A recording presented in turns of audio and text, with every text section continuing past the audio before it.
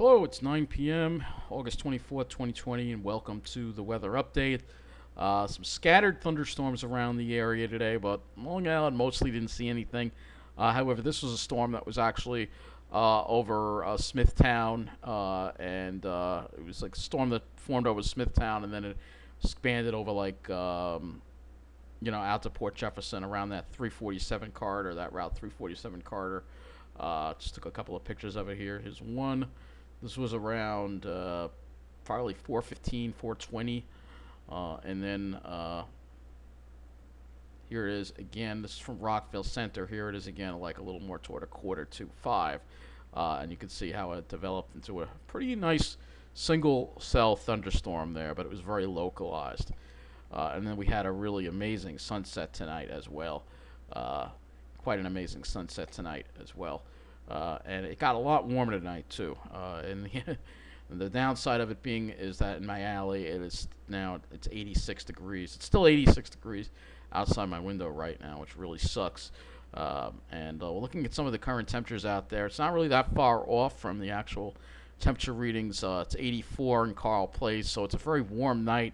The dew point is 74. No sea breeze tonight. Sea breeze pretty much died off, and that sets the stage for a very hot day for tomorrow for our area. Let's take a look at the high temperatures for today across the area. So it looks like we were in the low 90s in the middle of the island.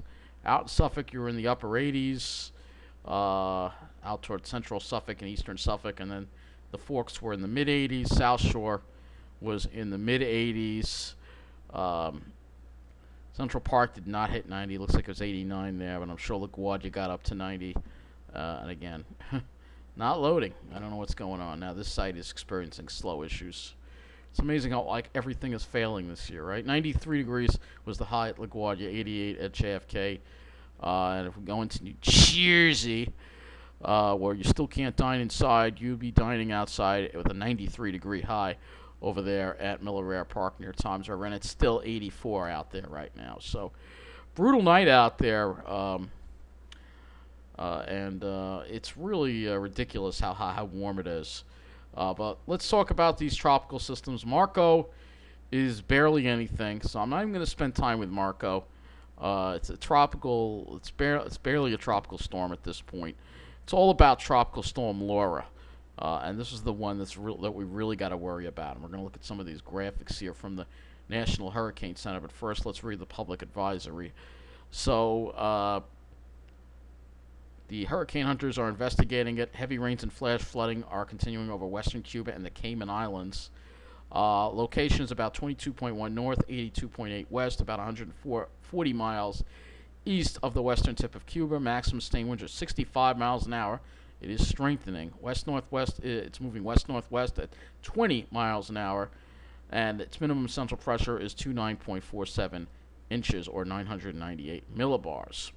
All right, so those are your statistics on Laura.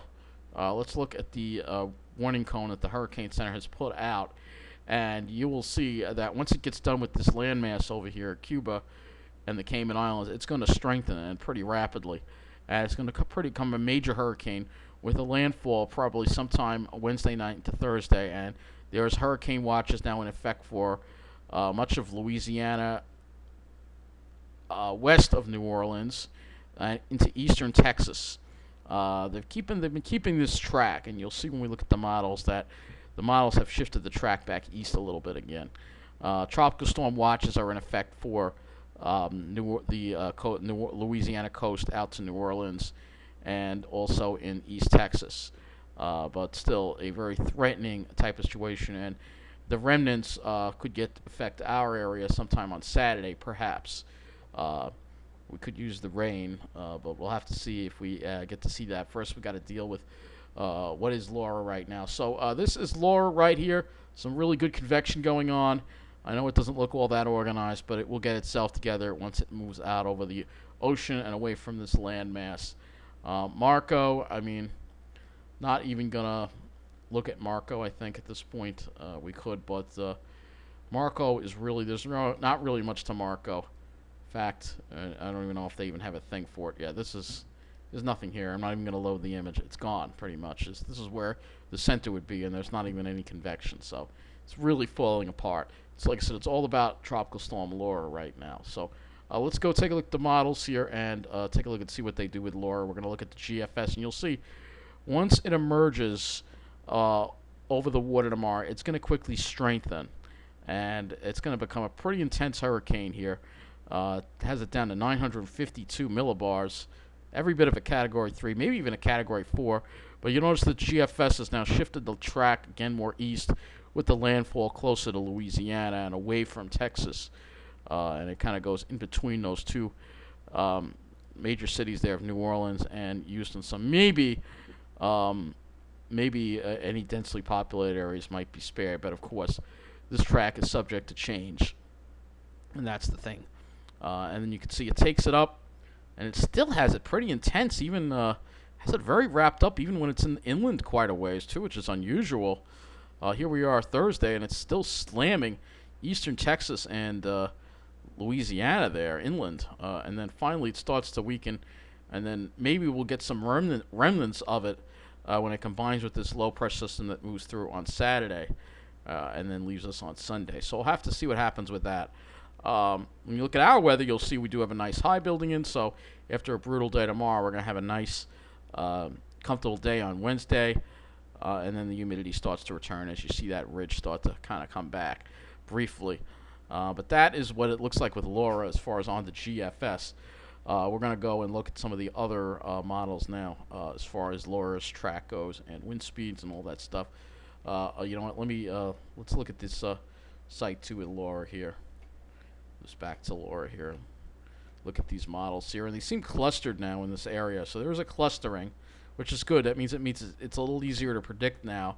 But there's still one outlier that takes it right over New Orleans. So, you know, it's not like every single model is in that spot. There's one model, but sometimes that one model can be right. So I'm not out to, you know, I mean, it's possible it could shift. You could see that there's been an eastward shift in the track, so it's possible it could shift again further to the east. So let's go back to this. Let's go to the southeast U.S. and we will take a look at, and again, this is what it looks like here with Laura making landfall. This is the GFS making landfall as a pretty intense hurricane somewhere in the western Louisiana, extreme eastern Texas, right like the Louisiana-Texas border. Doesn't look like it has it as a huge storm.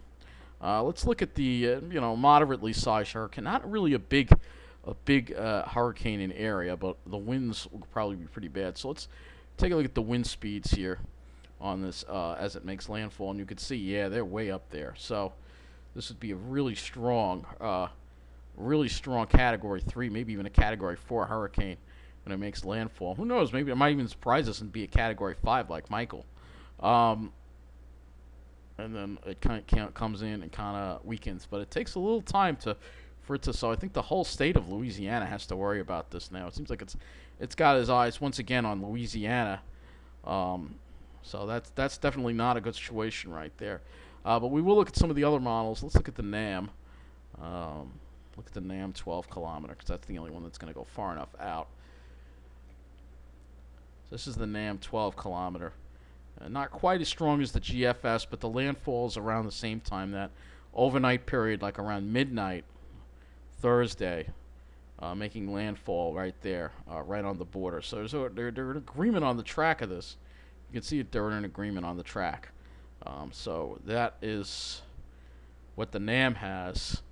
And so it really is going to be bad. This is going to be a big one. You can see how it just picks up the strength there. Let me go look at windy.com as well. We'll use windy.com for some of this stuff. And while I do that, let me move this back over to our area so we can look at some of the conditions for our area as we go into tomorrow. Because, you know, it's going to take a while to load. Move this back over the temperatures.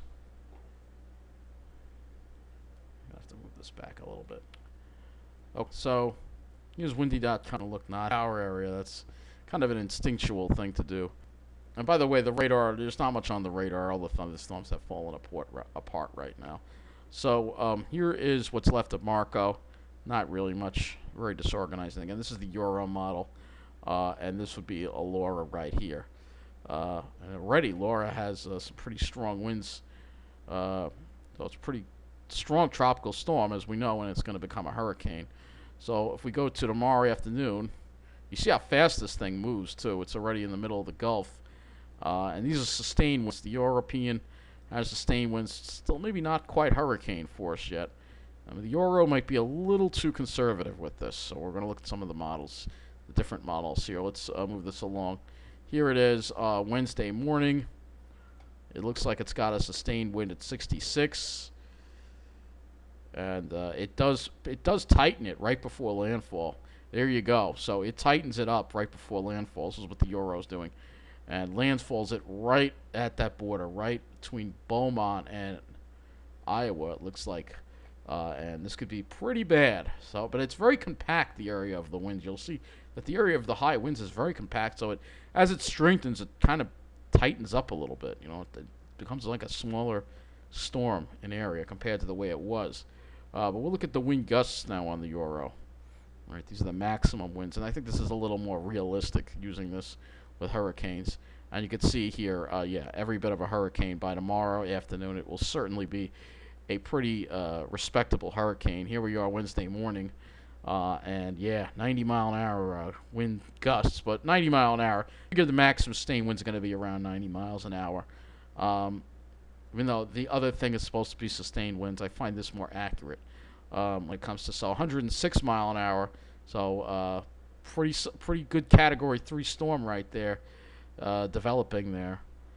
Let's see, as it makes landfall, as it tightens up, you can see that white area. That's 100 miles an hour plus coming into Beaumont right there.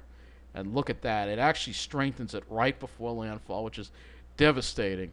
And look at that, 142. This could be a Category 5 hurricane when it makes landfall. Well, you got to remember, those warm water temperatures are going to just fuel this thing, and it's just going to take off. So it could explode very rapidly right up on landfall.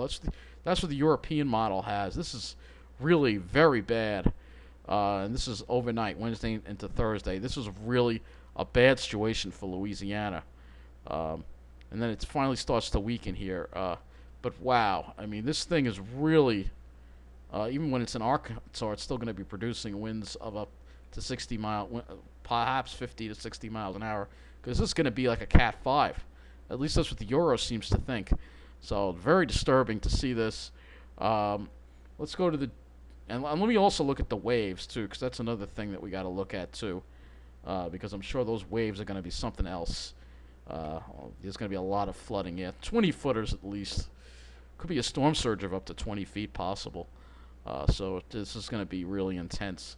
Let me put this back to the GFS here. Go back to the winds here. And I'll put this on the GFS so we can take a look at the GFS on windy. And I like using windy because it goes by miles per hour, whereas tropical tidbits uses knots. I mean, knots is not something we use. I don't know why they go by that, but this is a sustained wind, all right? Well, I call this the low end wind figures. I think the gust is more realistic when I'm modeling these tropical systems. But you'll see that's a good size. Sorry, the GFS is even more intense with this thing. So here's Tuesday night. Look at it. It's really going. Here's it's actually a little slower here. Wednesday at 7 a.m. This is the GFS actually is a little slower here. As it making that land. Oh, right. I'm sorry. I keep thinking it's Wednesday night. No, it's not. They're in agreement. My mistake. Sorry. So you'll see here, it's definitely a respectable hurricane. Probably a bit of a Category 2 at 3 at this point. Noon on Wednesday. Look at this thing. The GFS is even more impressive. 83 miles an hour. So, and this is sustained. Wait till we do the gusts. Could be off the charts. Well, this is sustained, low end sustained. Like I said, I think the gusts is more, more of a figure of what you're going to get here. So this is like low end wind. This is as low as the wind is going to get here when you're in the worst of it. So low end would be hurricane force as it makes that landfall. And again, it has it a little further east now. This is the trend now. This could be, if it keeps shifting east, this could be a devastating storm for New Orleans. If this thing were to hit New Orleans the right way, New Orleans would just disappear. Uh, that's the only way I could put it. Uh, so this is the wind gusts here, and you'll see again yeah, 115 miles an hour. I mean, this is insane. Here we are Wednesday afternoon, Wednesday around 1 p.m. Look at this thing. I mean, and New Orleans is now getting in on some of these winds too, by the way. And the thing is, if we look at the waves, well, I don't know if the GFS does waves. I'm not sure. Here we are at 7 p.m. It's starting to really get bad, and again, the bad part is getting closer and closer to New Orleans here. So 103, and let's see if it has that. The good news is it doesn't have that intensifying. Well, it does. It doesn't seem to have it intensifying as it actually hits land. At least the GFS doesn't. But this has the potential to be really bad for New Orleans. Look at the waves here. I don't know. Yeah, the GFS. There's only one wave model for that. So this is has the potential to be pretty bad. That's all I can say. It has the potential to be pretty bad. And we're going to have to really keep this. Laura's going to be a storm that's going to be a disaster. I can tell you that right now. No matter where it hits, this thing's going to be a disaster. So, getting to our weather, fortunately, no disasters here. We're just going to be dealing with the heat. And tomorrow is going to be a really hot day because we're going to have a west wind. So, I think everybody goes well above 90 tomorrow. Most of Long Island, probably low 90s. And New Jersey, New York City, except maybe right at the beaches and the east end, maybe upper 80s there. But then this front comes through, and it brings us some relief. And Wednesday, we're down into the mid-70s, upper 70s probably for highs, mid to upper 70s. Really comfortable day. But then we start warming back up again. Look at that one day, and then the warm front comes right through, and we warm right back up to where we were with highs back around 90 degrees. And the same thing for Friday. And judging by the temperature pattern, it looks like we're not going to have a sea breeze, which means it's going to be brutal on all those days. But then we cool off by the weekend. The remnants of Laura come past to our south or over us. And then Sunday, we're down into another nice, delightful day within the mid-70s. So our weather, after that, we have more of a trough pattern, so we're done with the heat. So after that, I think that hopefully we won't see the heat anymore because we've all had enough of it. It really has been a very hot summer. So let's go take a look at the dew points.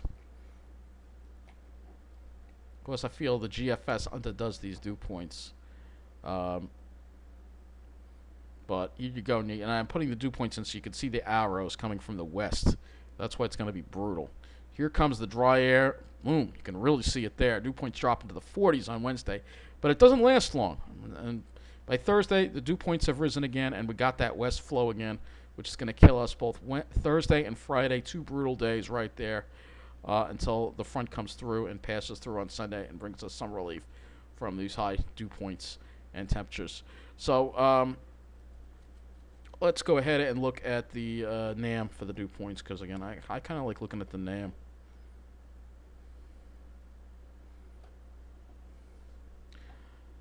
Alright, so this is a little more realistic with the dew points. You can see they're way up there. Look at that. Way up there. Again, we got to wait for this to load. You can see here, look at those dew points. Well into the solar. We'll have very high dew points. It's going to be very sultry tomorrow. And here comes that front. And the next thing that we got to worry about, of course, is the severe weather risk for tomorrow. So the front comes through. We get relief, but just for one day. And then it gets humid again and hot by Thursday. So we'll have some relief, but let's talk about the severe threat now, because SPC has placed us. If we go ahead of the SPC site, Storm Prediction Center, you will see we got a slight risk, I believe, for tomorrow. So we go look at tomorrow. That's the day 2. Convective. Oh boy, they stepped it up even more now. So we have a slight risk for the whole Northeast, and then an enhanced risk over New Jersey. So this is really a concern that there could be some really severe thunderstorms, because you see how strong that front is, the difference between the air masses. So you know whatever thunderstorms develop are going to probably be severe. I guess we'll start looking at the precipitation and see how the models handle it, because when you look at this, you see it really doesn't show a whole lot. So this is the NAM for tomorrow. You can see it really doesn't show a whole lot of thunderstorm activity. Um, but I think it's underdoing it. And NAM has underdone it every single time. So at this point, I think we might have a better chance with the HRRR. So we have 19 hours of the HRRR in. And let's see how. This is the 0Z run. This is only out till 19Z. So you can see a lot of thunderstorm activity, mostly over Connecticut and not that much over Long Island and New Jersey. But I'm going to roll this back to the 18Z run so we can go a little further. So you can see here it does develop these scattered showers and thunderstorms. Very scattered, but whatever forms could be severe. But it seems like it has the main threat. This is almost looks like a derecho type of thing here. Southern New Jersey into the Delmarva. And it doesn't really give us all that much. But with such a strong front around, there's a good potential for severe thunderstorms tomorrow. I'm going to tell you that. I think there's a good potential of whatever thunderstorm develops could be strong or even severe. And so I anticipate there will probably be a severe thunderstorm watch issued for tomorrow at some point. And this is what the HRRR puts in there. But again, I honestly think it's going to be more impressive than these models are showing up right now. I really do. So we'll go to we'll go look at the NAM 3 kilometer too as well. This is the higher resolution NAM, and it barely pops anything up. It has most of the activity. Again, it's indicating that most of that, and this is where they put the enhanced risk, is over southern part of New Jersey and Delmarva. Delmarva could get slammed. Could be a really bad situation for Delmarva according to these models, but not that much for us. Again, I don't necessarily believe that. I think there's going to be more storms than these models are predicting, just because it's such a strong frontal boundary. It's gonna produce more action, in my opinion. We'll look at the sky cover next. All right. Obviously, we'll start off with sun in the morning, and then we'll cloud over. It's going to be start off sun, and then the cumulus are going to build and turn into cumulonimbus clouds, and then we get the thunderstorms. And you can kind of see where the thunderstorms pop up. This might actually be a better idea where the bright whites are. I think, like I said, it'll be more widespread, but it looks like the worst, at least the bullseye, is going to be in this area, southern New Jersey and Delmarva. And then for Wednesday, we should have a nice clear day. Hopefully, let's get this to load. We're at Wednesday morning here, and yeah, it has a mostly sunny day across much of Long Island, and maybe a few more clouds over New Jersey, and then the clouds might start coming in a little later in the afternoon as the air mass retreats and the warm air makes a return. But let's look at the GFS here as far as the cloud cover goes for Wednesday. Move this back because Wednesday is our next chance for a nice day, and it looks like should have a nice day. GFS might be overdoing these clouds, probably is. Thursday, obviously, we'll see more of that high cloudiness, that junky air. Here comes the remnants of Laura, and then let's see if we can clear it out for Sunday. Not really. It doesn't really. It makes us wait until Monday for a sunny day. That would be August 31st. But we'll have to see what happens. Right now, we got to deal with the landfall of Laura in a few days. Wednesday night. So it's 48 hours from now. We're going to be watching for the landfall of Hurricane Laura as it could really ravage Louisiana. This is going to be a disaster. It doesn't look good. But anyway, I think that's going to wrap. Oh no, this doesn't wrap up the weather update. I got to do one more thing and go to Vent to Sky and look at our thunderstorm Cape risk for tomorrow. All right, so let's do that. This is the current Cape, by the way. It has us through the roof, but there's nothing going on. This is kind of interesting. Let's move this to tomorrow. So here's 11 p.m. It's got most of the heavier Capes off to the south. Doesn't really have a whole lot over us. And then, yeah, by the afternoon, that's all pushed to the south. But again, by the evening, by like after 5, 6 o'clock, I think the risk is going to be in the afternoon. When you look at these temperatures, these temperature differences, and I'll show you this on the on this model, so you can see this is 2 o'clock. We're blazing in the 90s, all right. And then as we go later, you see that there's cooler air off to the north there, 70 upstate. Meanwhile, we're still near 90 down here. And then we'll go toward later in the evening. You can see that cooler air is coming in. But it's going to take a little while to get here, but probably I would say it'll start feeling better like by after 9 o'clock. Let's look at the dew points for tomorrow. So I just want to show you the difference in the temperatures so you get an idea of the kind of front that's moving through and the fact that this could produce some really severe thunderstorms just from the front. So let's see, this is the dew point. So this is the dew point, HRRR dew point. Seem a little lower.